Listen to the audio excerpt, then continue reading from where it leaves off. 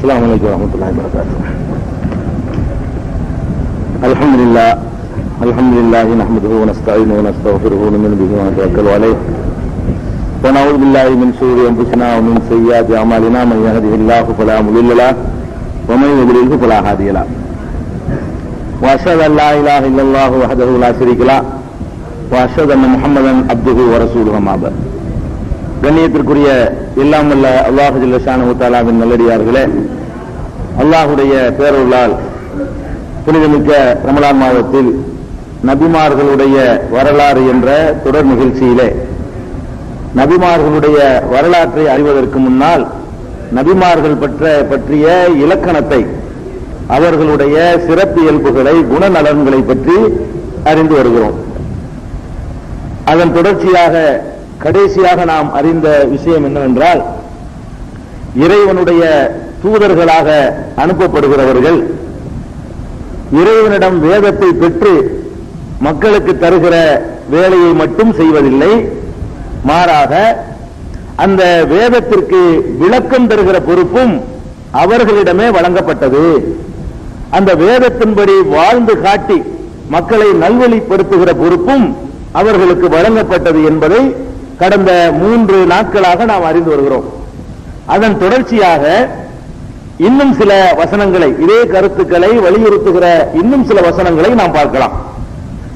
திருமலை குர்ஆனிலே 9வது அத்தியாயத்தில் 29வது வசனத்தில் அல்லாஹ் சொல்கிறான், காத்திலுள்ளதீன லா யுமினூன பில்லாஹி வலா பில் யௌமில் ஆகிர், அல்லாஹ்வையும் இறுதி நாளையும் நம்பாதவர்களுக்கு எதிராக போராடுங்கள். வலா யுஹர்ரிமூன மா ஹர்ரமல்லாஹு வ ரசூலுஹு, அல்லாஹ்வும் அவனது தூதரும் எதை ஹராமாக்கிறார்களோ அதை தாங்களும் ஹராமாக்கி கொள்ள மாட்டார்களே, அவர்களுக்கு எதிராக போராடுங்கள் என்று அல்லாஹ் சொல்லி காட்டுகிறான். இதுல என்ன அல்லாஹ் சொல்ற வரான்னு கேட்டா, ஹராமாக்குகிற அதிகாரம் அல்லாஹ்வுக்கு மட்டுமே உரியது என்று பல இடங்களில் அல்லாஹ் சொல்றான். ஒன்றை ஹலால் என்று ஆக்குகிற அதிகாரம் அல்லாஹ்வுக்கு உரியது, ஒன்றை ஹராம் என்று சொல்லுகிற அதிகாரம் அல்லாஹ்வுக்கு உரியது. அல்லாஹ்வுடைய ரசூலுக்கு கூட ஹராம் ஆக்குற அதிகாரம் இல்லை என்று அல்லாஹ் பல இடங்களில் சொல்லி காட்டுகிறான். அவங்க தேன் சாப்பிட மாட்டேன்னு சொன்னதுக்காக வேண்டி நான் அனுமதித்தது நீ எப்படி ஹராமாக்கி கொண்டாயின்னு கூட கேட்டான். ஏற்கனவே சொல்லியிருக்கோம் அந்த வசனத்தை, லிமத்து ஹர்ரிமு மா அஹல்லல்லாஹு லக, அல்லாஹ் உனக்கு ஹலால் ஆக்கியதை நீ எவ்வாறு ஹராமாக்கி கொள்ளலாம் என்றெல்லாம் அல்லாஹ் கேட்கிறான் இல்லையா. அந்த அல்லாஹ் சொல்லுகிறான் இந்த இடத்துல, அல்லாஹ் எதை ஹராமாக்குகிறானோ அதை ஹராமாக்க வேண்டும், அல்லாஹ்வுடைய ரசூல் எதை ஹராம் என்று சொல்கிறார்களோ அதையும் ஹராம் என்று நீங்கள் ஏற்றுக்கொள்ள வேண்டும். அப்படி ஏற்றுக்கொள்ளாதவர்களுக்கு எதிராக நீங்கள் போரிடுங்கள் அல்லாஹ் சொல்றான். அப்ப ஹராமாக்குற அதிகாரத்தை அல்லாஹ்வுடைய ரசூலுக்கு இருக்குன்னா என்ன அர்த்தம்? ரசூல் ஸல்லல்லாஹு அலைஹி வஸல்லத்துக்கு அதிகாரம் இல்லைன்னு வேற வசனத்துல அல்லாஹ் சொல்றான். இந்த வசனத்துல என்ன சொல்றான்னு கேட்டா, வலா யுஹர்ரிமூன மா ஹர்ரமல்லாஹு வ ரசூலுஹு, அல்லாஹ்வும் அவனுடைய ரசூலும் எதை ஹராம் என்று சொன்னார்களோ அதை ஹராமாக்காதவர்களை எதிர்த்து நில்லுங்கள் அல்லாஹ் சொல்றான். அப்ப இது என்ன, எதுக்கு இது அல்லாஹ் சொல்ல வர்றான்னு கேட்டா, ஹராமாக்குகிற அதிகாரம் சுயமா ரசூலுக்கு கிடையாது. அவங்கள ஆராய்ச்சி பண்ணிக்கிட்டு இதெல்லாம் ஹராமு இதெல்லாம் ஹலால் என்ற அதிகாரம் இருக்காண்டு அந்த அதிகாரம் கிடையாது. அல்லது அவங்களுக்கு மனசுக்கு எது பிடிக்கலையோ அதையெல்லாம் ஹராமாக்குற அதிகாரம் இருக்காண்டு அதுவும் கிடையாது. நபிகள் நாயகம் ஸல்லல்லாஹு அலைஹி வஸல்லம் அவர்களுக்கு எத்தனையோ உணவுகள் பிடிக்காம இருந்துச்சு. அவர்களுக்கு மருதாணி வாடை அறவே பிடிக்காது. ஆயிஷா நாயகி கூட சொல்றாங்க, அதனால நான் மருதாணி இட மாட்டேன், நபிகள் நாயகத்துக்கு அந்த வாடை பிடிக்காது, அதனால ஹராம் நபிகள் நாயகம் சொல்லல. அவங்களுக்கு பிடிக்காது, அவங்க வீட்டில் தவிர்த்துக் கொள்வார்கள். அதே மாதிரி நபிகள் நாயகம் ஸல்லல்லாஹு அலைஹி வஸல்லம் அவர்களுக்கு உடும்பு கறி மார்க்கத்தில் அனுமதி இருக்கிறது, அவங்களுக்கு பிடிக்காது. ஒரு முறை நபிகள் நாயகம் ஸல்லல்லாஹு அலைஹி வஸல்லம் அவர்கள் முன்னிலையில உணவு வைக்கிறாங்க. வச்ச உடனே நபிகள் நாயகம் சாப்பிட போற நேரத்தில் அது உடும்பு கறின்னு சொல்லி சொல்றாங்க விருந்து கொடுத்தவங்க. நபிகள் நாயகம் ஸல்லல்லாஹு அலைஹி வஸல்லம் கையை எடுத்துக்கிட்டாங்க. எடுத்த உடனே பக்கத்துல ஹாலித் இப்னு வலீத் மாதிரி வேற சில தோழர்களும் இருக்கிறாங்க. அப்ப ஹாலித் இப்னு வலீத் ரலியல்லாஹு அன்ஹு கேட்கிறாங்க, அல்லாஹ்வுடைய தூதரே நீங்க கையை எடுத்துட்டீங்களா, ஹராமுன் ஹிய, இது ஹராமா, ஏன் கையை எடுத்துட்டீங்க, சாப்பிட கையை வச்சுட்டு எடுத்துட்டீங்களா, ஹராமா என்று கேட்ட உடனே நபிகள் நாயகம் சொல்லாங்க, ஹராமுலாம் இல்லை, எனக்கு பிடிக்காது. உடனே அந்த தட்டை இழுத்து வச்சு அவர் சாப்பிட ஆரம்பிச்சிட்டாரு.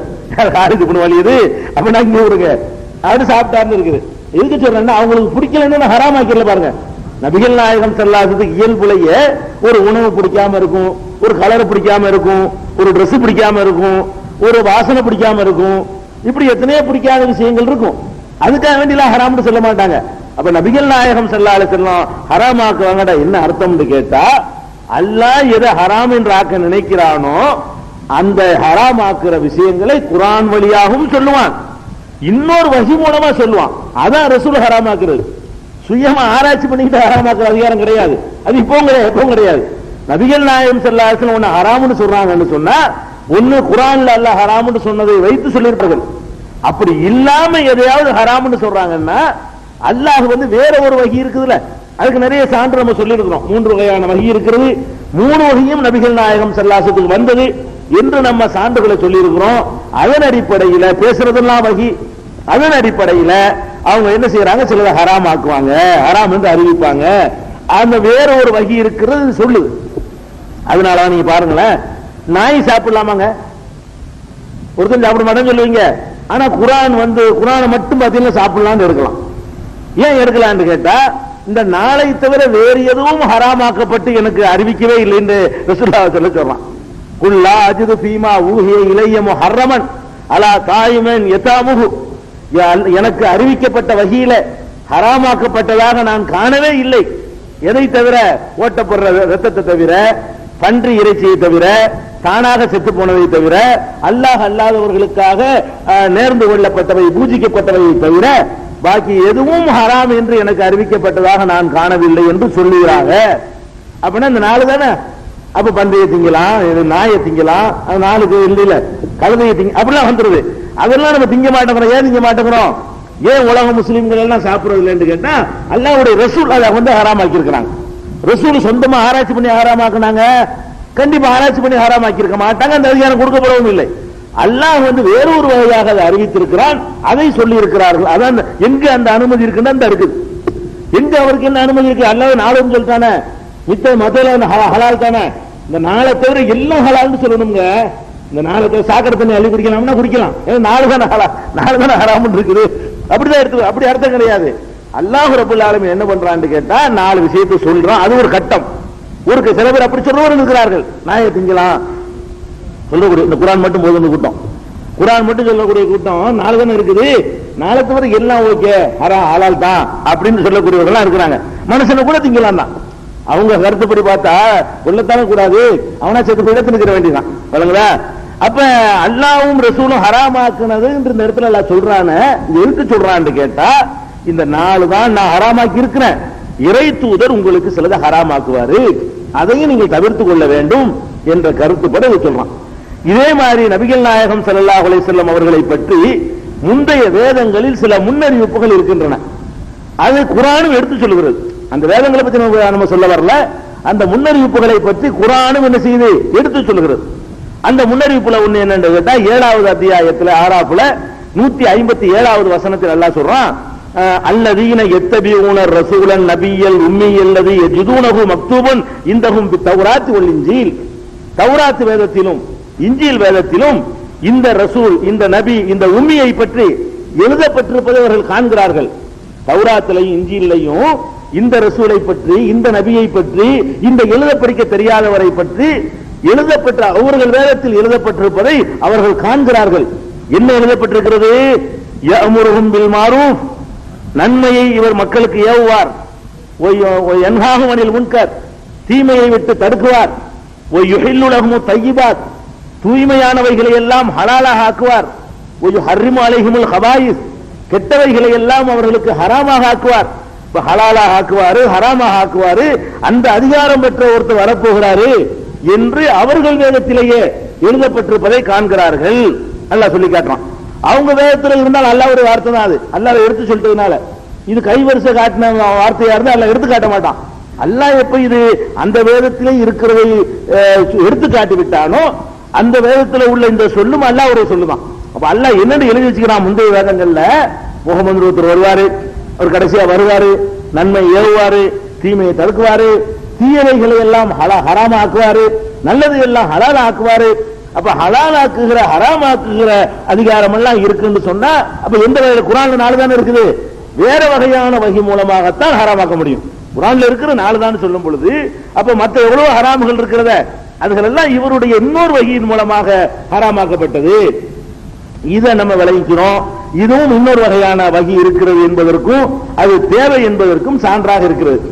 அதே மாதிரி நபிகள் நாயகம் ஸல்லல்லாஹு அலைஹி வஸல்லம் அவர்களுடைய இன்னொரு வகி தேவை. அவர்களுடைய விளக்கம் இல்லாமல் நபிகள் நாயகத்துக்கு மட்டுமில்ல, எந்த நபியா இருந்தாலும் சரி, அவர் கொண்டு வந்த வேதத்திற்கு அவர்தான் விளக்கம் தந்து ஆக வேண்டும். இறை தூதர்கள் விளக்கம் இல்லாமல் மட்டும் வெறும் வேதத்தை மட்டும் வைத்து முழுமையாக அறிந்து கொள்ள இயலாது என்பதற்கு இன்னொரு சான்று சொல்வதாக இருந்தால், இது ரொம்ப வலுவான உறுதியான யாராலும் மறுக்க முடியாத ஒரு 2 கருத்துக்கு இடமில்லாத ஒரு சான்று. 9வது அத்தியாயத்தில் 36வது வசனம். இதில் அல்லாஹ் என்ன சொல்றான்னு கேட்டா, இன்ன ஐத்தத ஷுஹூரி இன்தல்லாஹி 12 ஷஹ்ரன் ஃபீ கிதாபில்லாஹ் யௌம ஹலக ஸமாவாதி வல் அர்த், வானங்களையும் பூமியையும் படைத்த நாளிலிருந்தே, அல்லாஹ் சொல்றான், வானங்களையும் பூமியையும் படைத்த நாளிலிருந்தே அல்லாஹ்வுடைய பதிவேட்டில் மாதங்களின் எண்ணிக்கை 12 ஆகும். மாசங்கள் எத்தனைன்னு கேட்டா, வானத்தை படைச்ச பூமியை படைச்ச காலத்திலேயே தீர்மானிச்சு விட்டேன், நான் டிக்ளேர் பண்ணிட்டேன் 12 மாதங்கள் தான். இது குர்ஆனுடைய இது பெரிய முன்னறிவிப்பு.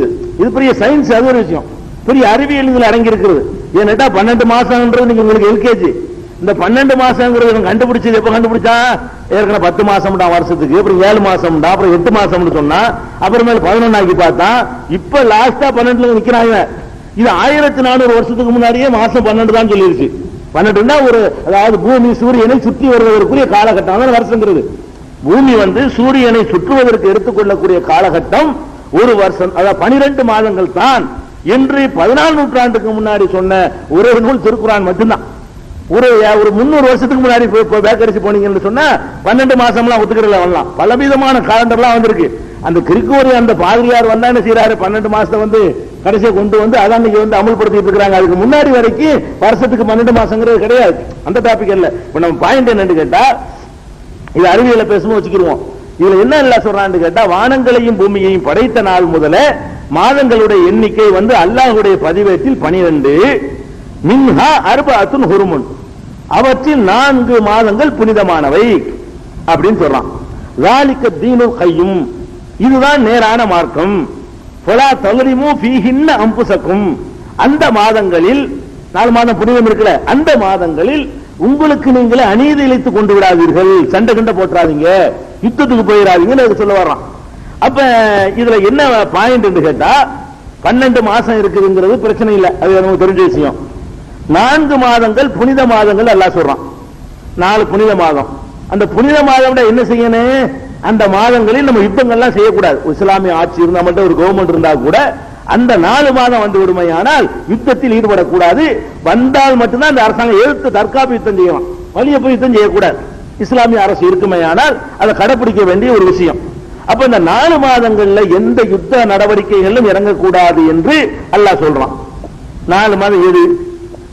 4 மாதம் புனிதம் இல்லைங்க, புனிதம் தான் 4 மாதம் தான் குர்ஆன்ல இருக்கே தவிர அந்த 4 மாசம் எது என்று குர்ஆன்ல கிடையாது.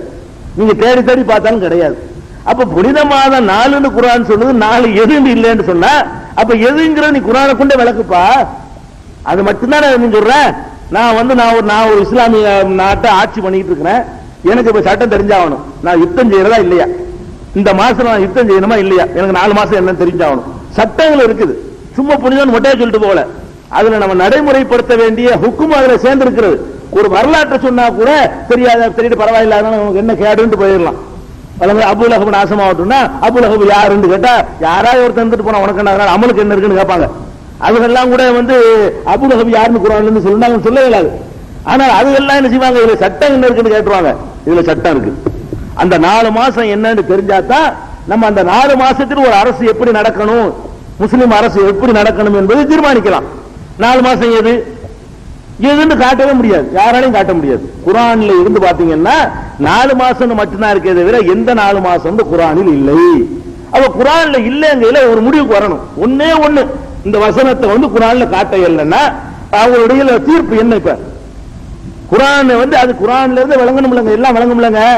குர்ஆன்ல எல்லாமே அல்லாஹ் உங்களுக்கு சொல்லிட்டான், ஹதீஸ் நபிகள் நாயகத்தின் விளக்கம் தேவையில்லை அப்படின்னு கருத்துடையவர்களா இருந்தால் அந்த 4 மாதம் எதுன்னு இப்ப தெரியவில்லை, விட்டுறதா? ஒண்ணு தெரியலண்டா கூட இதை விளங்க இன்னொன்னு தேவை இருக்குன்னு ஒத்துக்கிறாங்கல்ல. இதுக்கு பதில் சொல்ல முடியல என்று சொன்னா அவங்களோட அடிப்படை கொள்கை விழுந்துருது. இது இல்ல இல்ல அப்ப இல்லன்னா என்ன இல்லன்னா என்ன எப்படி இதை விளங்குறது? அல்லாஹ்வுடைய வேதம் விளங்கணுமே, எனக்கு அல்லாஹ்வுடைய ஒவ்வொரு சட்டத்தையும் நான் அமல்படுத்தி காட்டணுமே, அதுக்கு என்ன சொல்லு? இப்ப அது இல்ல இல்ல இல்ல இவங்களா என்ன செய்வாங்கன்னா பிராக்கெட்ல போட்டு வச்சு காட்டுவாங்க. குர்ஆன் தமிழ் மொழிபெயர்ப்புல 4 மாசம் எதுன்னு சில பேர் பிராக்கெட்ல போட்டு வச்சிருப்பாங்க. அது பிராக்கெட் மூலத்துல இல்ல. என்ன இல்ல மூலத்துல மின்ஹா அர்பஅத்துன் ஹுருமுன் 4 புனித மாதங்கள், அவ்வளவு மட்டும்தான் இருக்கு வாசம். அப்ப இந்த 4 மாசம் என்னங்கிறது குர்ஆனில் சொல்லப்படல. அப்ப குர்ஆன்ல சொல்லப்படலன்னா எப்படி அதை நம்ம எடுத்துக்கொள்வது? நபிகள் நாயகம் ஸல்லல்லாஹு அலைஹி வஸல்லம் நடைமுறைப்படுத்தினது அவங்கள வச்சுதான் நம்ம எடுத்துக்கொள்ளணும். 4 மாசம் என்ன செய்யக்கூடாது? யுத்தம் செய்யக்கூடாது. முஹர்ரம் மாசத்துல, துல்காதா மாசத்துல, துல்ஹஜ் மாசத்துல, ரஜப் மாசத்துல 3 மாசம் கண்டினியூவா வரும். ஹதீஸ்ல வர 4 மாசம் எதுன்னு கேட்டா துல்காதா, அதாவது ஹஜ்ஜிக்கு முந்தின மாசம், ஹஜ்ஜி மாசம், ஹஜ்ஜிக்கு அடுத்த மாசம், அது முதல் மாசம். இஸ்லாமிய வரலாற்றுப்படி முஹர்ரம் முதல் மாசம், துல்காதா, துல்ஹஜ், முஹர்ரம், இது 3 கண்டினியூவா வரும். இந்த 3 மாசம் யுத்தம் செய்யக்கூடாது. அப்ப ரஜப் ஒண்ணு தனியா வரும். இது ஹதீஸ்கள்ல கிடைக்கக்கூடிய 4 மாதங்கள். ரஜப்ல யுத்தம் செய்ய மாட்டாங்க, வரிசையா 4 வராது. இந்த 3 தான் வரிசையா வரும், அது இடையில வரும். முஹர்ரம், முஹர்ரத்துக்கு அப்புறம் சாப்பிடுறது, ரபியுல் அவ்வல், ரபியுல் ஆஹிர், ஜமாதுல் அவ்வல், ஜமாதுல் ஆஹிர், ரஜப். ரஜப்ங்கிற ரமலானுக்கு முந்தின மாசம்.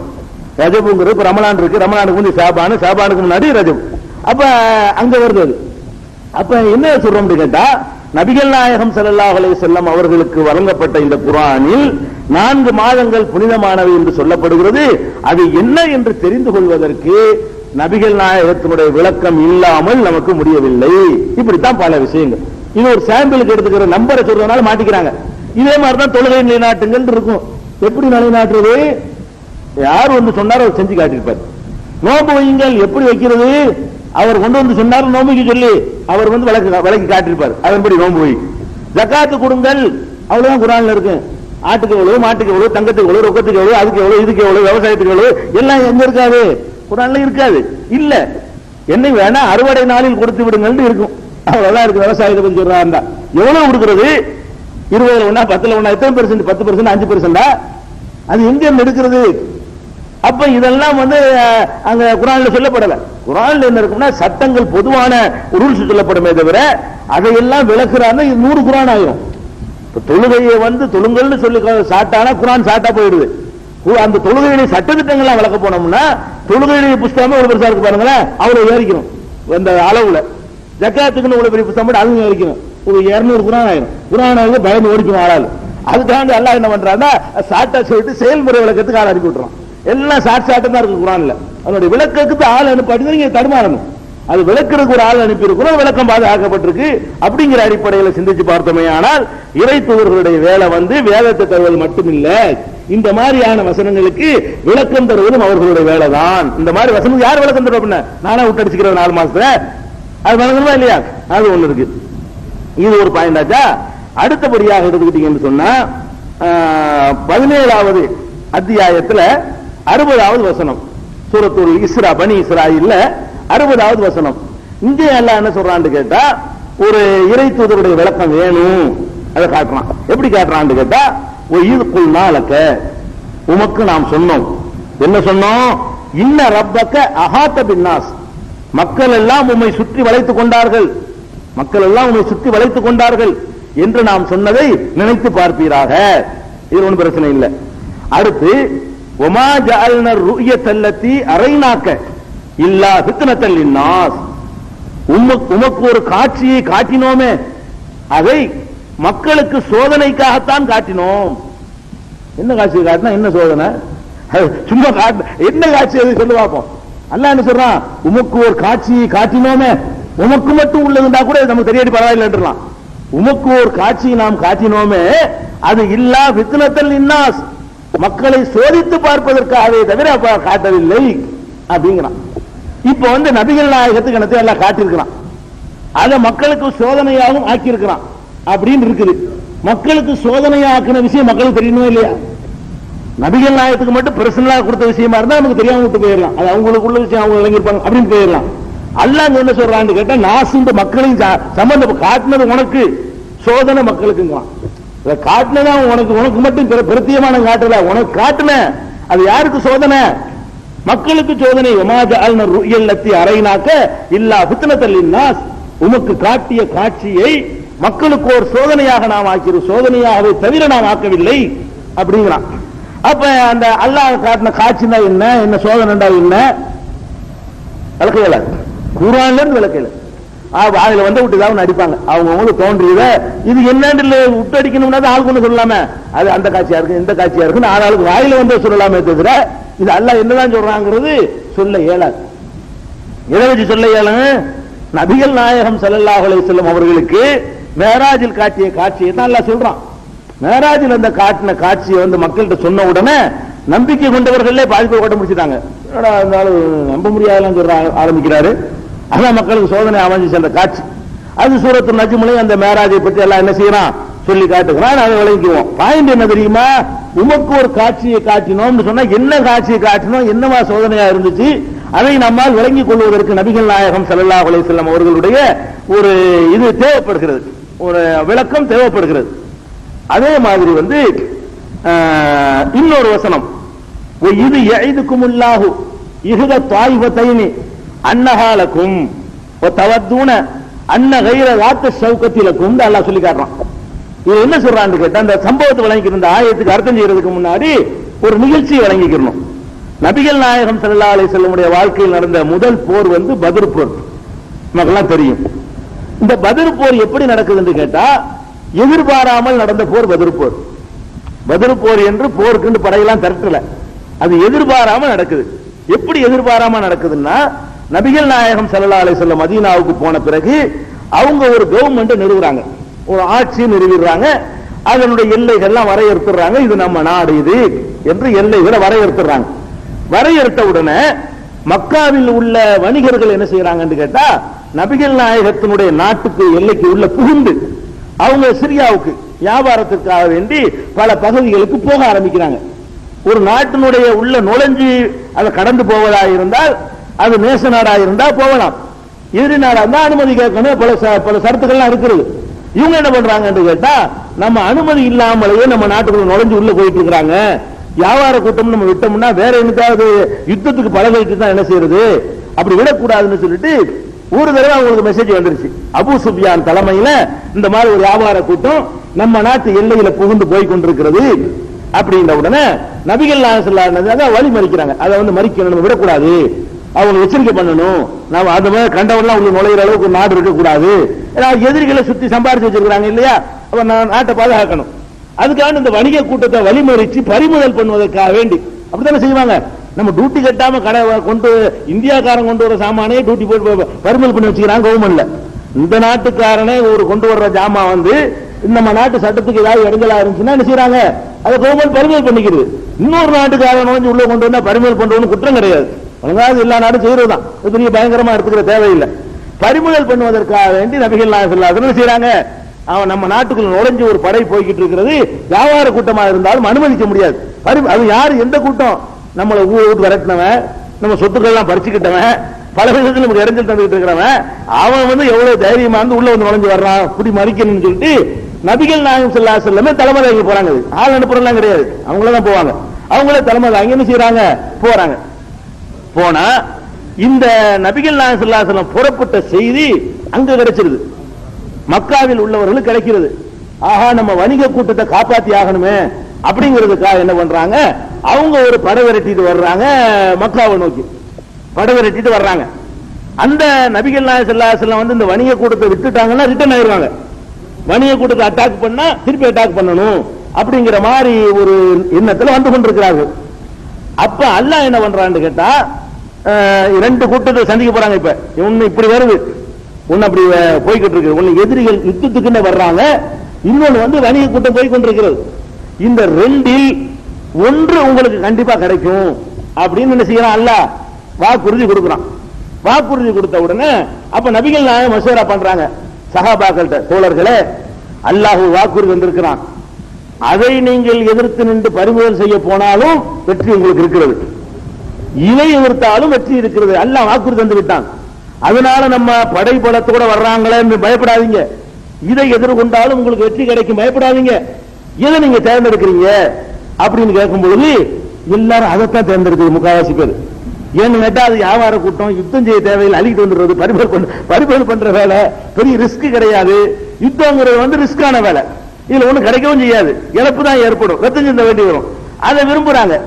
கடைசியா வந்து அது நெருங்கி வந்துட்டாங்கன்ன உடனே அப்புறம் முடிவு மாறி சில சகாபாக்கள் உறுதியா பேசி, இது முக்கியம் இல்ல, பட திரட்டி வந்தவங்களுக்கு பாடம் கற்பின்னு போயிட்டு போறாங்க. அவங்க இங்க வரைக்கும் வந்துட்டாங்க இல்லையா, அத்துமீறுவாங்க, நம்ம தடுக்க போனோம்னா அதுக்கும் படம் கட்டிட்டு வருவாங்கன்னா இவங்களுக்கு தான் பாடம் கற்பிக்கணும் என்ற கருத்துக்கு பிறகு பத்ர் போற, அப்பதான் பத்ருங்கிற இடத்துக்கு வந்துட்டாங்க. அது கடையில அப்பதான் பத்ர் நடக்குது. பத்ருக்குன்னு புறப்பட்டு போகல, நல்லா வழங்கிக்கணும். நபிகள் நாள் ரமலான் மாசத்துல 17வது நாள் நடக்குது பத்ர் போர். ஆனா பத்ருக்கு போகல. அவங்க போனது வந்து வேற ஒரு காரியத்துக்கு போன இடத்துல இந்த மெசேஜ் வந்து அதை டைவர்ட் பண்ணி என்ன செய்யறாங்க, பத்ர் யுத்தத்துல எதிரிகளை சந்திக்கிறாங்க, வணிக கூட்டம் போயிட்டு போகுது, இதை பாத்துக்கிறோம் அப்படின்னு வருதுங்க. இதுல அதல்ல பாயிண்ட். அல்லாஹ் என்ன சொல்றான், இதுல இரண்டு கூட்டத்தினரில் ஒன்றை நீங்கள் வெற்றி கொள்வீர்கள் என்று அல்லாஹ் உங்களுக்கு வாக்களித்தது எண்ணி பாருங்கள் அப்படின்னு அல்லாஹ் சொல்றான். எப்ப சொல்றான் இந்த வசனத்தை? உஹதுல சொல்றான், பத்ர்ல கூட சொல்லல. பத்ர்ல நடந்ததை ஞாபகப்படுத்துறான். இப்ப வந்து நீ பயந்து ஓட பாக்குறீங்களப்பா, அல்லாஹ் வந்து உங்களுக்கு ரெண்டு கூட்டத்தில் ஒரு கூட்டத்தை வெற்றியாக்கி தருவேன்னு சொன்னானே, அதை அல்லாஹ் வாக்களிச்சானே, அதை கொஞ்சம் நினைச்சு பாருங்க அப்படிங்கிறான். அப்படின்னா அந்த வாக்கு எங்க இருக்கு? குர்ஆன்ல இருக்கணும்ல. அல்லாஹ் வாக்களிச்சிருக்கான், அல்லாஹ் வாக்களிச்சிருக்கான். இரண்டு கூட்டத்தில் ஒரு கூட்டத்தை வெல்வீர்கள் என்று அல்லாஹ் உங்களுக்கு வாக்களித்ததை நினைத்து பாருங்கள் என்று சொல்லி வாக்கை ஞாபகப்படுத்துறாங்க. வாக்கு இங்க இல்ல, வாக்கு ஆல்ரெடி அல்லாஹ் கொடுத்துட்டான். இது உஹதுல சொல்லி காட்டுறான் அல்லாஹ். பத்ர் நேரத்தில் அல்லாஹ் என்ன செஞ்சிருக்கான்னு கேட்டா, உங்களுக்கு வந்து நான் வாக்க ரெண்டு கூட்டத்தில் ஒரு கூட்டத்தை வந்து தருகிறேன், வெற்றியாக்கி தருகிறேன் வாக்களிச்சான். அந்த வாக்கு தான் என்ன? நபிகள் நாயகம் தான் வாக்க சொன்னாங்க மக்கள்கிட்ட. அல்லாஹ் இந்த மாதிரி எனக்கு வாக்களித்திருக்கிறான் அப்படின்னாங்க. அப்படியான ஒரு வசனம் குர்ஆன்ல இருக்கணும்ல.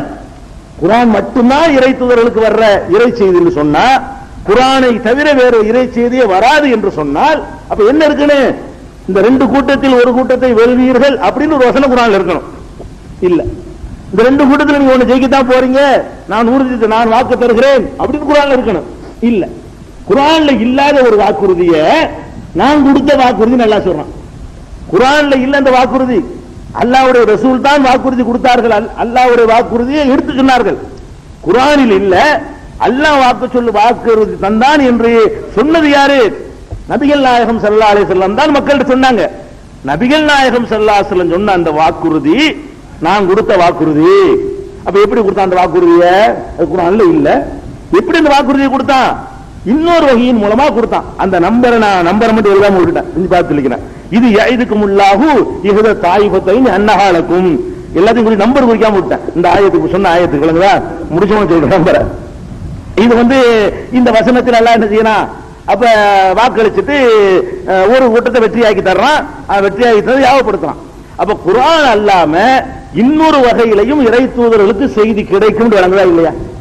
குர்ஆன் மட்டும்தான் கிடைக்கும்னா வாக்கும் குர்ஆன்ல இருக்கணும்ல. அவங்களை ஜெயிப்பீங்க, அவங்களை வெல்லுவீங்கன்னு சொல்லி குர்ஆன்ல இருக்கணும்ல ஒரு வாக்கு. குர்ஆன்ல இல்ல. நபிகள் நாயகம் கொடுத்த வாக்கு தன்னுடைய வாக்கு என்று அல்லாஹ் சொல்லி காட்டுகிறான். இதை நம்ம பார்க்கணும். அதே மாதிரி வந்து 4வது அத்தியாயத்துல 140வது வசனத்துல ஒன்றை அல்லாஹ் சொல்லுகிறான்.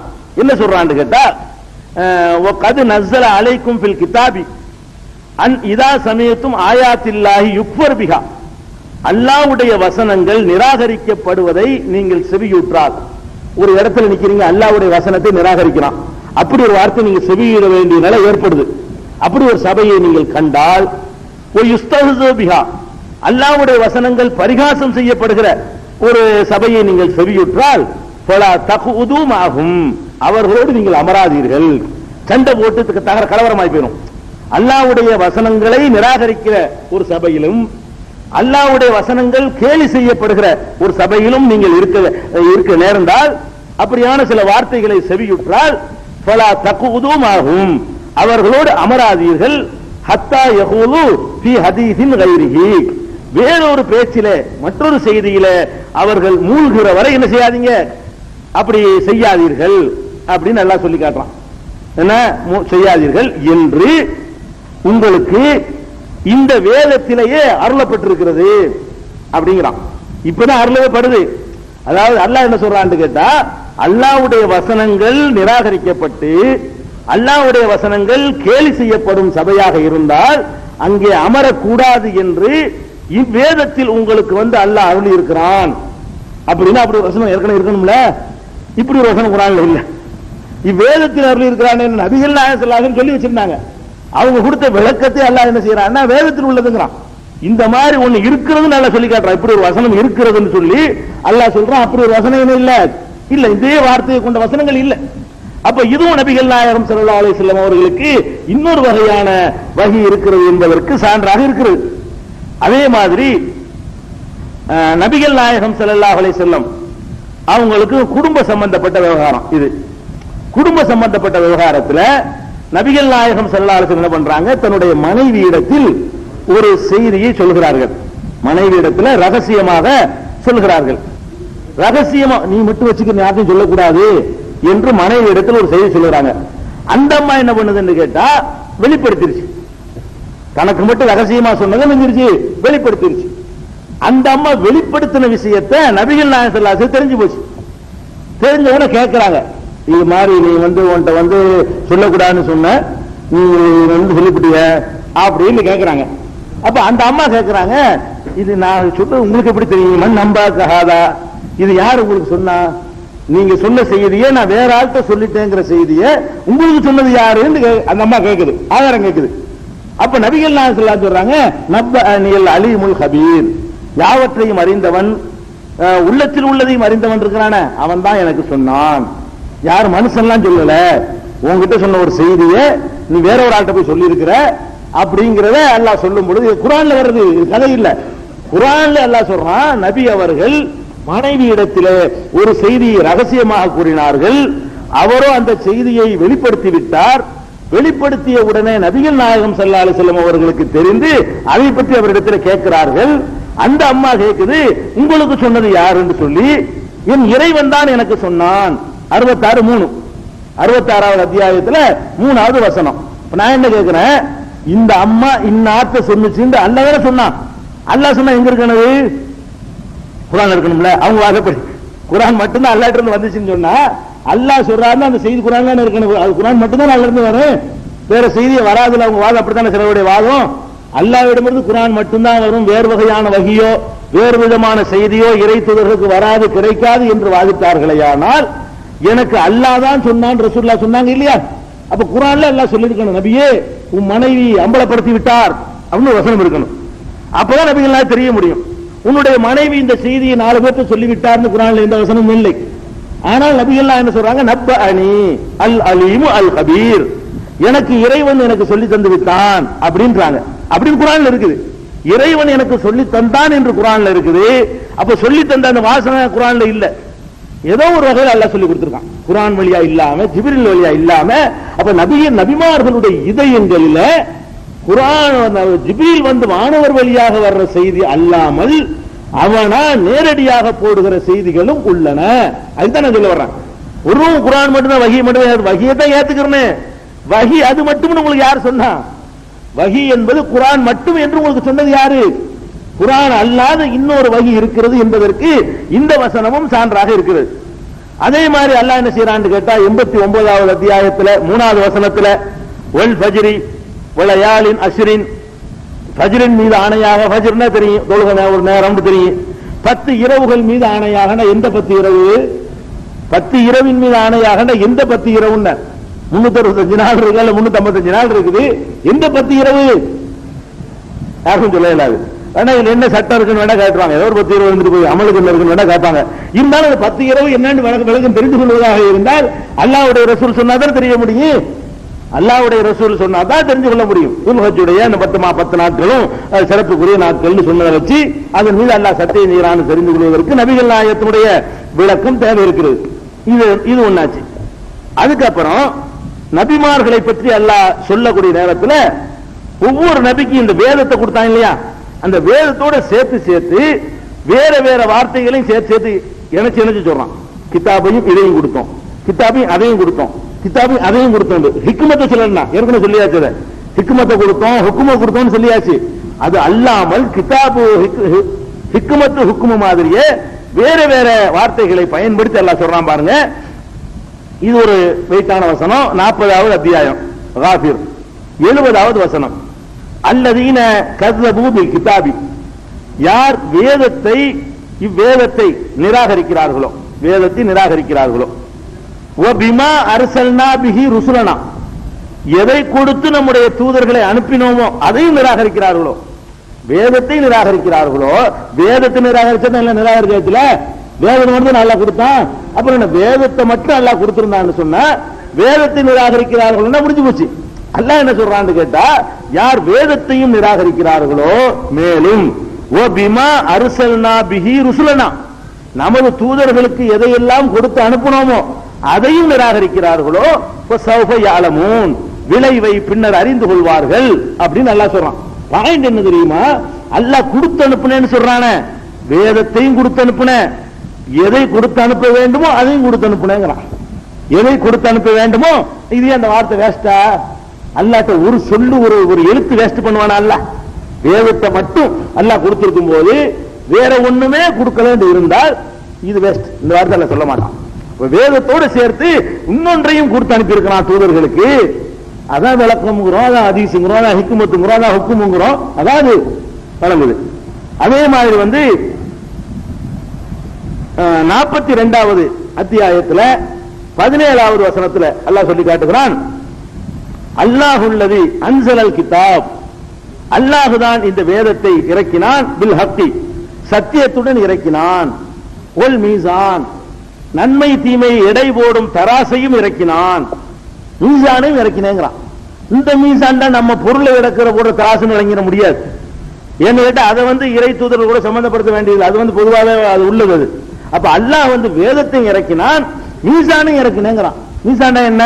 இது நன்மை இது தீமைன்னு எடை போடுறது. மீசானுக்கு அர்த்தம் தராசு, எடை போடுறது. இந்த இடத்துல என்ன எடை போடுறதுன்னா நன்மையை தீமை கண்டுபிடிக்கக்கூடிய அறிவுரைகள்.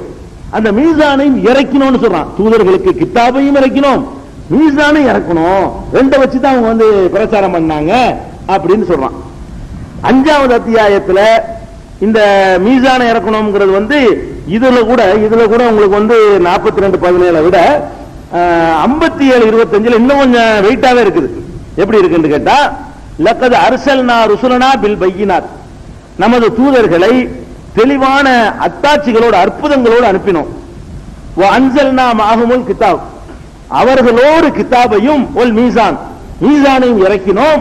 லியகூமன் நாஸ் பில் கிஸ்த், மக்கள் நீதியோடு நிலைநிறுத்துவதற்காக நடத்துவதற்காக அவர்களுக்கு வேதத்தையும் கொடுத்தோம், மீசானையும் கொடுத்தோம், அற்புதங்களையும் கொடுத்தோம். மீசான் அற்புதங்களோடு சொல்லலாது, அற்புதம் தனியா சொல்லிவிட்டான். அற்புதங்களையும் கொடுத்தோம், வேதத்தையும் கொடுத்தோம், மீசானையும் கொடுத்தோம் அப்படின்னு சொல்லி 57:25 அல்லாஹ் சொல்றான். வேதத்தோடு சேர்த்து இன்னொன்னு சொல்லி காட்டுறான். அதே மாதிரி 5வது அத்தியாயம் 5வது வசனத்துல அல்லாஹ் சொல்றான், யா அஹ்லல் கிதாப், வேதமுடைய மக்களே, கஜ்ஜாக்கும் ரசூலுனா, நமது தூதர் உங்களிடத்தில் வந்துவிட்டார், யுபையினு லக்கும் கஸீரம் மிம்மா துஃபூன மினல் கிதாப், வேதத்தில் நீங்கள் மறைத்து வைத்திருக்கிறீர்களே அவற்றில் பெரும்பாலானவற்றை அம்பலப்படுத்த வந்துவிட்டார். நீங்கள் மறைச்சதை எல்லாம் அம்பலப்படுத்துவதற்கு வந்துவிட்டார். வயஃபு அன் கஸீர், பலவற்றை கண்டுகொள்ளாமல் அலட்சியம் செய்ய வந்துவிட்டார் அப்படின்னு சொல்லிட்டு, கது ஜாஅக்கும் மினல்லாஹி நூருன் வ கிதாபுன் முபீன், அல்லாஹ்விடம் இருந்து உங்களுக்கு வந்துவிட்டது நூறுன், ஒளி வந்துவிட்டது, வ கிதாபுன் முபீன், தெளிவான வேதமும் வந்துவிட்டது. வேதம் மட்டுமே வந்திருந்தா வேதம் போதும், அது சொன்னா அடங்கிரும். வேதமும் வந்துவிட்டது, ஒளியும் உங்களுக்கு வந்துவிட்டது, பிரகாசம் வந்துவிட்டது அப்படின்னு அல்லாஹ் சொல்லி காட்டுறான். அப்ப அந்த வேதத்தோடு சேர்த்து அதுக்கு வெளிச்சமாக, நூறுண்ட வெளிச்சம் தான் அர்த்தம், வேதத்திற்கு விளக்கத்தை வெளிச்சம்னு சொல்லுவாங்க. அந்த வேதத்திற்கு விளக்கமாக அமைந்த வெளிச்சம் இருக்குத, அதைத்தான் அல்லாஹ் நூறுங்கிற வார்த்தையை கொண்டு இந்த இடத்துல யூஸ் பண்ற காட்சியை பார்க்கிறோம். அதே மாதிரி 3வது அத்தியாயத்துல 184வது வசனத்தை பாத்தீங்கன்னா, பொய்யின் கஸபூக, நபியே உம்மை அவர்கள் நிராகரிப்பார்களானால், ஃபக்கத் குஸிப ருசுலுன் மின் கப்லிக, உமக்கு முன்னர் பல தூதர்கள் நிராகரிக்கப்பட்டு விட்டார்கள், புதுசு இல்ல. உன்னை மறுக்கிறாங்கன்னு ஆச்சரியப்படாத, உனக்கு முந்தைய இப்படித்தான் எல்லாத்துக்கும் நடந்துச்சு. அப்புறம் அல்லாஹ் சொல்றான், ஜாவு, அவர்கள் கொண்டு வந்தார்கள், பில் பையினாத்தி, அற்புதங்களை, தெளிவான அற்புதங்களை என்னங்க கொண்டு வந்தார்கள். அற்புதங்களை மட்டும் கொண்டு வரல, ஒரு சுபுரி, ஏட்டையும், ஒரு கிதாபி, வேதத்தையும், சுபுரையும் கொண்டு வந்தார்கள், உல் கிதாபில் முனீர், ஒளி வீசும் வேதத்தையும் கொண்டு வந்தார்கள் என்று அல்லாஹ் என்ன செய்யறான்? எல்லா தூதர்களுமே கித்தாபையும் கொண்டு வந்தாங்க, ஜுபுரையும் கொண்டு வந்தாங்க. கித்தாபுண்டாலும் வேதம் தான், ஜுபுருண்டாலும் ஏடு தான். அது இன்னொரு விளக்கம், இன்னொரு வகையான விளக்கத்தை வந்து அல்லாஹ் என்ன செய்யறான்? ஏடுங்கிற பேரை கொண்டு சொல்லி காட்டுறான். எழுதியா கொண்டு வந்தாங்கன்னு கேட்கக்கூடாது. குர்ஆனை எழுதி கொண்டு வரப்படல அப்படின்னு அல்லாஹ் கிதாபுங்கிறான். குர்ஆனை எழுதியா கொண்டு வந்து அல்லாஹ் கொடுத்தா, எழுதி தரல, வாசிக்கத்தான் செஞ்சாரு ஜிப்ரீல் வந்து. அதை கூட அல்லாஹ் கிதாபு ஏடுன்னு தான் சொல்றான். ஏடு இருந்தவன புஸ்தகமாக கொடுத்தாங்கன்னு கேட்டக்கூடாது. நபிகள் நாயகத்தினுடைய விளக்கம் எல்லாம் புஸ்தகமா இருந்துச்சுன்னா குர்ஆனும் புஸ்தகமா இல்ல, நம்மளாம் ஆக்கிட்டோம். பின்னாடி புஸ்தகமா ஆனது பின்னாடி செஞ்ச வேலை, வந்தது புஸ்தகமா வரல. ஜிப்ரீல் கொண்டு வந்தாரு, புஸ்தகமா கொண்டு வந்தாரு, இக்குறது சொன்னாரு, நம்ம எழுதிக்கிட்டோம். நபிகள் நாயகம் எழுதி வச்சுக்கிட்டாங்க. குழுவல்ல ஆகுதுன்னு சொன்னார் அவரு, எழுதல, இங்க நம்ம எழுதிக்கிட்டோம். அப்ப நான் வார்த்தையாகத்தான், ஓசை வடிவாகத்தான், ஒளி வடிவமாகத்தான் அது வந்துச்சு. அதே மாதிரி தான் இறைத்தூதர்களுடைய விளக்கமும் ஒளி வடிவமா இருந்தாலும் அதை ஏடுன்னு சொல்லலாம். அப்ப நபிமார்கள் நினைச்சாங்க வேதத்தையும் கொண்டு வந்தாங்க, ஏட்டையும் கொண்டு வந்தாங்க. ரெண்டையும் சொல்லணும், என்ன வேஸ்டா இல்ல? ஒரு நம்ம சொல்லுவாங்க அப்படி. நம்ம பேனாவையும் கொண்டு வந்தார்கள், எழுதுகோலையும் கொண்டு வந்தார்கள், சிரிப்பீங்க. நல்லா தானே பேனான்னு சொல்லுவாங்க. ரெண்டு நான் சொல்றேன், பேனாவையும் தந்தேன், எழுதுகோலையும் தந்தேன், இதே சொல்றேன். ஏன்னா ஒண்ணு தந்துட்டு ரெண்டு பேனா தானே இது எழுதுகோல் தந்த, ரெண்டையும் சொல்றேன். கேட்பா இல்லையா? நம்மளே ஒரு வார்த்தையை வேஸ்ட் பண்றதுக்கு யோசிக்கிறோம். அல்லாஹ் ரப்பல் ஆலமீன் வேஸ்டா ஒரு வார்த்தையை ஒரு சொல்ல யூஸ் பண்ணுவானா? அப்படி யோசிச்சு பார்க்கணும். இதே மாதிரியான கருத்தை வந்து 35-25 சொல்றான் அல்லாஹ். 3:184 சொல்ற மாதிரியே ஜாஅத்துஹும் ருசுலுஹும் பில் பையினாத்தி வ பில் ஸுப்ரி வல் கிதாபில் முனீர் அப்படிங்கிற வாசகத்தை 3வது அத்தியாயம் 184லையும் பார்க்கலாம், 35வது அத்தியாயம் 25வது வசனத்திலையும் பார்க்கலாம். அதே மாதிரி 2வது அத்தியாயம் 53வது வசனத்தில் அல்லாஹ் சொல்லி காட்டுகிறான், இது ஆத்தைனா மூசல் கிதாப, மூசாவுக்கு கிதாபை கொடுத்தோம், வேதத்தை, ஒல் ஃபுர்கான், ஃபுர்கானையும் கொடுத்தோம், கிதாபையும் கொடுத்தோம், ஃபுர்கானையும் கொடுத்தோம். ஃபுர்கான் என்ன? ஃபுர்கான் என்றால் சத்தியத்தையும் அசத்தியத்தையும் வேறுபடுத்தி காட்டுறது, ஃபரக்கன பிரிக்கிறது. ஃபுர்கான் என்றால் இது சரி இது தவறு என்று பிரித்து காட்டுகிற வழிமுறை. அப்ப மூசா நபிக்கு ரெண்டு கொடுத்தான்ல, ஒன்னு கிதாபை கொடுத்தா, இன்னொன்னு ஃபுர்கானை கொடுத்தான். ஃபுர்கானை வச்சுதான் ஆரம்பத்தில் பிரச்சாரம் பண்ணாரு, ஃபிரௌன் போய் பண்ணாரு, ஒண்ணுமில்லாம என்ன பண்ணல.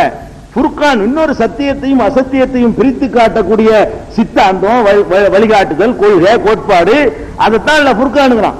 அப்ப மூசாவுக்கு கிதாபையும் கொடுத்தோம், ஃபுர்கானையும் கொடுத்தோம் என்று அல்லாஹ் ரப்பல் ஆலமீன் சொல்லி காட்டுகிறான்.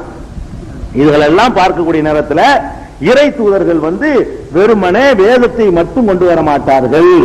அப்படி அந்த தூதரை அல்ல அனுப்பவே இல்லை. வேதத்தை கொண்டா கொடுத்து, வேதத்தை மட்டும் கொடுத்துட்டா எதுக்கு அடி உதையெல்லாம் எதுக்குங்க? எதுக்கு வாங்குறாங்க? அதை செஞ்சு காட்டி, அமுல்படுத்தி காட்டி, விளக்கி காட்டி, நடைமுறைப்படுத்தி காட்டி, அதன் அடிப்படையில் மக்களை ஒன்று திரட்டின்னு ஒரு பெரிய ஒர்க்கு உங்களுக்கு இருக்குது. இவ்வளவு பணிகளையும் செய்வதற்கு இறை தூதர்கள் வந்திருக்கிறார்கள் என்பதை நம்ம தெரிஞ்சுக்கிறோம். அதே மாதிரி இன்னும் சில இடத்துல எல்லாம் என்ன செய்யறான்னு கேட்டா, இறை தூதர்களை பற்றி பேசும் பொழுது இதாது இலல்லாஹி வ ரசூலிஹி, அவர்கள் அல்லாஹ்வின் பக்கம் அழைக்கப்படுவார்களானால், வ ரசூலிஹி, அல்லாஹ்வுடைய ரசூலின் பக்கம் அழைக்கப்படுவார்களேயானால், லியஹ்கும பைனஹும், அவர்களுக்கு மத்தியில் அவர் தீர்ப்பளிப்பதற்காக அழைக்கப்படுவார்களேயானால், இதா ஃபரீக்கும் மின்ஹும் மூரிலூன், அவர்களில் ஒரு சாரார் அலட்சியம் செய்கிறார்கள். அல்லாஹ்வின் பக்கம் அழைக்கப்படுறாங்க, அல்லாஹ்வுடைய ரசூலின் பக்கம் அழைக்கப்படுறாங்க. எதுக்குன்னா தீர்ப்பளிப்பதற்காக சொல்றான். அப்ப தீர்ப்பளிக்கிற அதிகாரம் அல்லாஹ்வின் பக்கம் மட்டும் சொன்னாலும் இங்க போதும். வேதத்தின் அடிப்படையில் தீர்ப்பளிக்க போறாங்க. அப்படி இருக்கையில் அல்லாஹ்வின் பக்கம் அழைச்சார்கள் தான் அடங்கி போயிடும். ரசூலையும் சேர்த்து அல்லாஹ் சொல்லி காட்டுறான். இதே மாதிரியான கருத்தை 24:51வது வசனத்திலும் சொல்லி காட்டுறான். 33-36வது வசனத்துல இன்னும் வெயிட்டான வலிமையான கடுமையான வார்த்தைகளை யூஸ் பண்றான் அல்லாஹ். வமா கான லிமுமினின், மூமினான நம்பிக்கை கொண்ட ஆணுக்கும் கிடையாது, வலா மூமினத்தின், நம்பிக்கை கொண்ட பெண்ணுக்கும் கிடையாது, இதா கலல்லாஹு வ ரசூலுஹு அம்ரா, அல்லாஹ்வும் அவனுடைய தூதரும் ஒரு காரியத்தை முடிவு செய்யும் பொழுது, அல்லாஹ்வும் முடிவு செய்யறான், அவனுடைய தூதரும் ஒரு காரியத்தை முடிவு செய்யும் பொழுது, ஐயக்கூன லஹுமுல் ஹியரத்து மின் அம்ரிஹிம், தங்களுடைய காரியங்களில் சுய விருப்பம் கொள்ளுகிற அதிகாரம் நம்பிக்கை கொள்கிற ஆணுக்கும் இல்லை, நம்பிக்கை கொண்ட பெண்ணுக்கும் இல்லை. அல்லாஹ் ஒன்றை முடிவு செஞ்சுட்டா, அல்லாஹ்வுடைய ரசூல் ஒன்றை முடிவு செய்து விட்டால், நீ அதுக்கப்புறம் மார்க்கத்தில் அபிப்பிராயம் சொல்லிட்டு இருக்க கூடாது. அல்லாஹ் சொல்லிட்டாங்க ஓகே, அப்புறம் நமக்கு என்ன இருக்குது, அல்லாஹ்வுடைய ரசூல் கூடாதுட்டாங்களா ஓகே.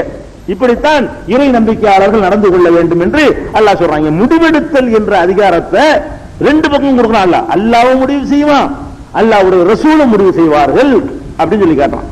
அப்ப இந்த மாதிரியான வசனம் போக குர்ஆன்ல 30க்கும் மேற்பட்ட இடங்கள்ல என்ன வரும்னு கேட்டா, யா அய்யுஹல்லதீன ஆமனு அத்தீஉல்லாஹ வ அத்தீஉர் ரசூல், நம்பிக்கையாளர்களே நீங்கள் அல்லாஹ்வுக்கு கட்டுப்படுங்கள், ரசூலுக்கு கட்டுப்படுங்கள்.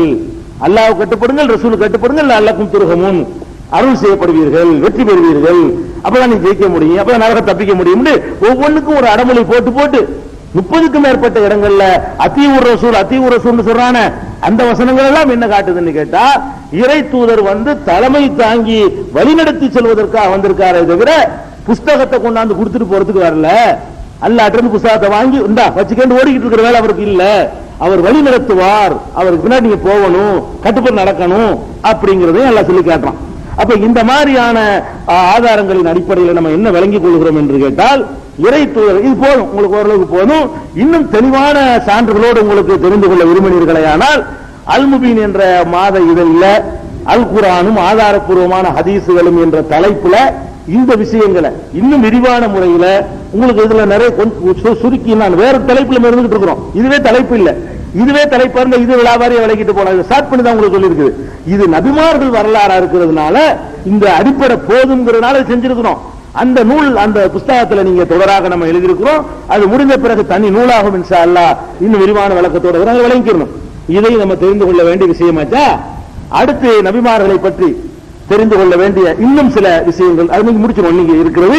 அது என்ன விஷயம் என்று கேட்டால், நபிமார்களாக அனுப்பப்பட்டவர்கள் அனைவருமே சுலைமான், தாவூது போன்ற விரல் விட்டு எண்ணக்கூடிய 1-2 பேரை தவிர எல்லாருமே பலவிதமான துன்பங்களுக்கு ஆளானார்கள். அதுகளை நாங்க ஒவ்வொரு நபிக்கு அப்படி சொல்ல மாட்டோம், அதுதான் மொத்தமா சொல்லிக் கொடுறது. நபிமார்களை பற்றி வரலாறு வரும்போது அடிக்கப்படாத நபி இல்ல, திட்டப்படாத நபி இல்ல, உதைக்கப்படாத நபி, பல துன்பங்கள் அனுபவிச்சிருப்பாங்க.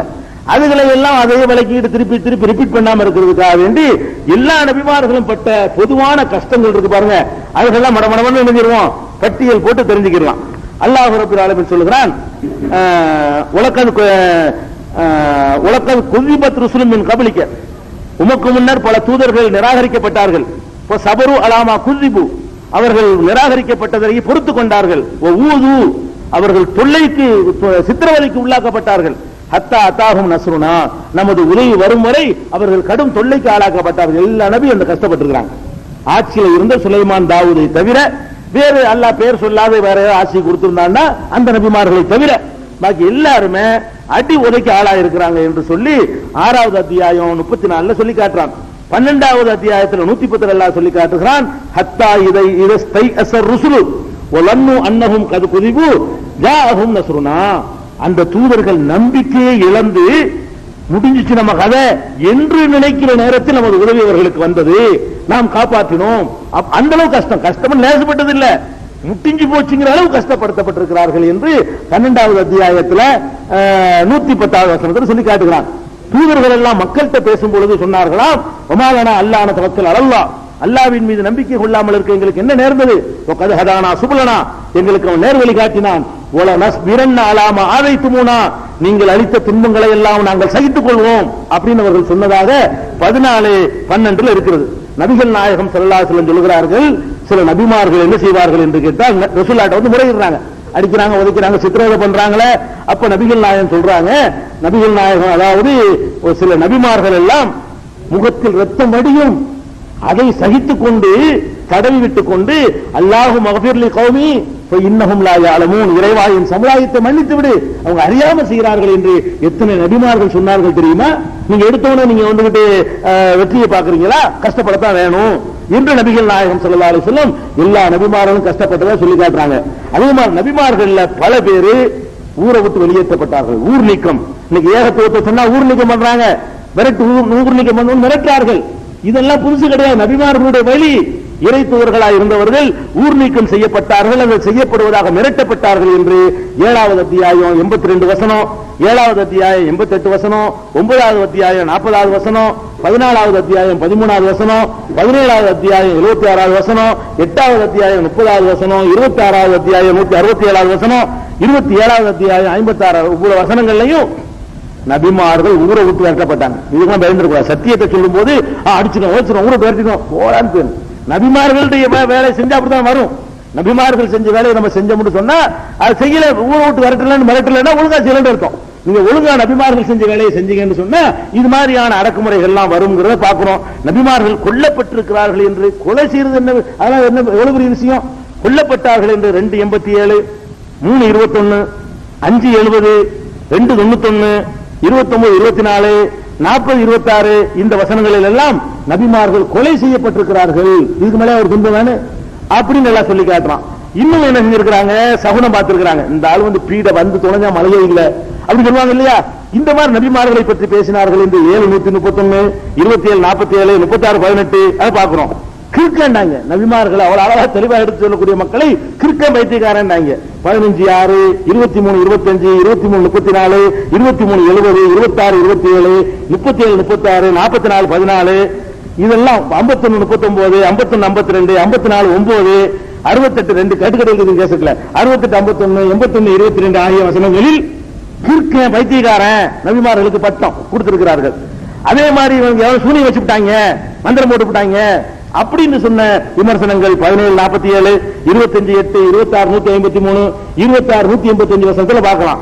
அழகா சொல்லி மக்களை எல்லாம் ஈர்க்கிறாங்கல்ல. வசியம் பண்றாரு சிகிரு, இவர் சிகிர் பண்றாரு. முதல்ல இவருக்கு சிகிர் பண்ணிட்டாங்க, அப்புறம் என்ன மக்கள் எல்லாம் கூட்ட கூட்டமா சேர்ந்தவன இவர் சிகிர் பண்றாரு, அப்படி வசிக்கு மக்களை மயக்கிறாரு அப்படின்னு சொல்லி 7, 109, 109, 20, 57, 20, 63, 26, 34, 28, 48, 38, 4, 40, 24, 51, 39, 51, 52 ஆகிய வசனங்களில் நீங்களாம் மந்திரவாதி சூனியம் பண்ற அப்படின்னு சொன்னாங்க.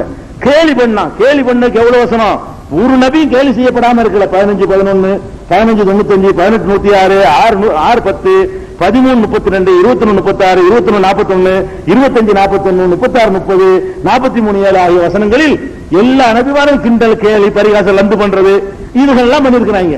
நோக்கம் கற்பிக்கிறது, சம்பாதிக்க பாக்குறாரு, பணம் சம்பாதிக்க பாக்குறாரு, பதவிக்கு வர பாக்குறாரு இப்படிங்கிறாங்கல்ல. இதையும் சொன்னாங்க 10, 78, 38, 6 எல்லாம் நோக்கத்தோட உள்ளுக்கு வச்சு